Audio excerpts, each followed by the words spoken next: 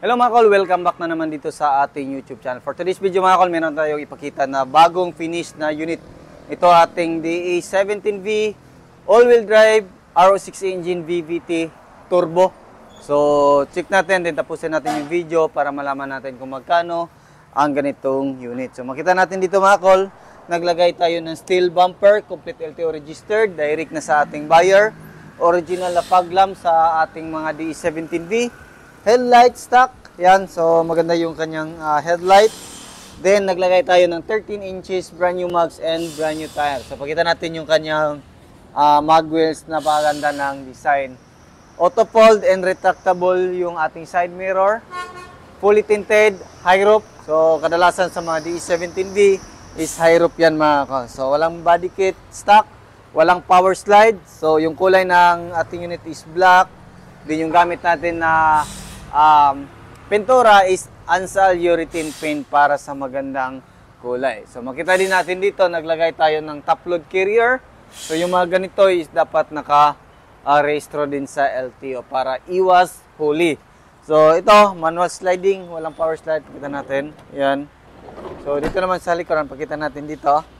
So dito is naka brake drum, coil spring. Nalayan din natin yung ating brake drum ng kulay red para visible. Then dito naman sa likuran natin mga kol, stock lang, walang accessories. Ito yung back door glass ng ating D17V. Meron tayong third light, tapos dito meron tayong washer dito, wiper sa likuran. Then Suzuki emblem, meron din tayong susian dito mga kol. Then dito, ito yung plaka niya, tapos lagay tayo ng plate holder para hindi mabin yung ating plaka. So makita din natin dito, naglagay tayo ng stick board dito na bakal. Ayan. So dito naman sa likuran, makita natin, so naka brand new matting. So ito yung original, ito yung bagong matting natin. Dito sa ilalim na to is nandyan yung ating battery. So yung battery natin is 7 plates. Ayan. So makita natin black felt yung nilagay sa ceiling natin bago yan. Kasi kadalasan sa mga original is medyo madumi na. Mahirap linisan. So, ang ginawa natin is naglagay tayo ng bagong ceiling. So, meron tayong ilaw dito. Ayan. So, yun, goods. So, check natin dito sa sliding. Ayan. So, manual sliding. Naka-plastic cover. Then dito, yung ating jack, tie rings. Ayan. So, riser, kompleto. Then ito, captain seat. So, makita natin dito yung ating unit. Na captain seat. So, ito yung captain seat. Meron siyang headrest, meron siyang armrest with cup holder or bottle holder dito sa gilid mga kol. Ayan. So, manual sliding, left and right po yung open sa ating sliding. So, dito rin makita natin naglagay tayo ng extra mini fan. Yan, sa dito, meron siyang mga lagayan din ng gamit. Yun. Check natin dito sa harap. Yan. Ito naman yung harap natin. All power, power window, power mirror. Meron tayong bottle holder, meron tayong cup holder. Meron tayong digital temperature gauge mga kol. Kaya din tayo ng steering wheel cover. Naka 7 inches touchscreen stereo with reverse camera. Tapos dito, naglagay tayo ng dashcam. Tapos meron tayong lagayan dito sa itaas. So lahat ng DA17 basta V na power window is merong ganito. So, ito, makita natin is pure automatic. Yan. So, turn on natin. Ito yung cluster panel ng ating unit mga kol. So, yun. Pag green is eco mode. Pag blue is normal driving. Ayan. So, start natin. Yan, makita natin dito, automatic. So, automatic, hazard. Then, kita natin. Yan. So, ito yung dito. Ito yung ating aircon switch. Ayan, blower.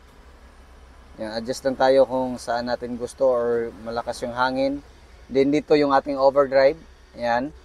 Kita natin yan dito sa itaas ng park. Ayan, yan yung overdrive. Yun, so RPM, speedometer reading, din yung ating gas.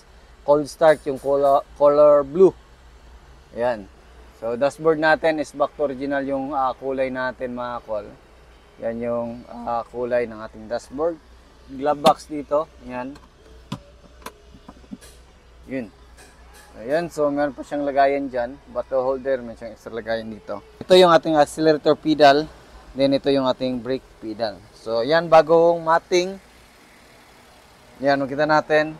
Upuan natin. Meron siyang headrest dito. Armrest. Meron siyang mga extra lagayan dyan. Yan.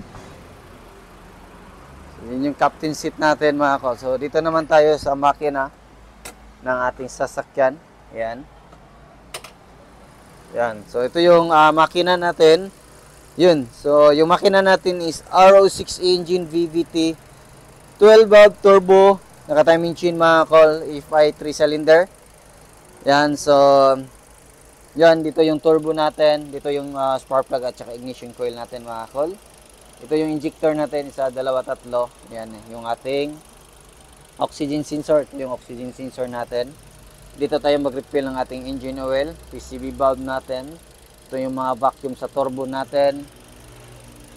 Then ito yung ating solenoid sa ating VVT. So yan yung nandyan. So silipin naman natin sa kabilang side. Yan o, kintab. Yan yung unit natin. So dito, check natin. Yan. Yun. So, dito makita natin yung throttle body natin. So, full electronic na siya. Yung ating alternator, aircon compressor. Dito tayo mag-check ng ating engine oil. Ayan. So, bagong change oil. Fully synthetic. Gamit natin yung ating prime lube lubricants oil na fully synthetic. Then, dito gamit din natin yung ating ATF na Dexton 3 na prime lube mga call. Dito yung ating main fuse box, air filter housing, ECU. Yan. So, yan yung mga nandyan. So, full electronic, matipid na to mga call kasi full electronic yung ating pedal. So, wala na siyang keyboard. So, dito naman tayo sa hood natin. Check natin kung ano yung makita natin dito. Yun. So, dito yung ating coolant reservoir. So, bagong coolant yan. Tapos, dito yung ating brake fluid reservoir. Din yung ating windshield washer reservoir. So, yan yung makita natin dito sa ating unit. So, yan, fully aircon. So, 4x4 or all-wheel drive. So, ibig sabihin ng all-wheel drive is wala pong button yung ating 4x4.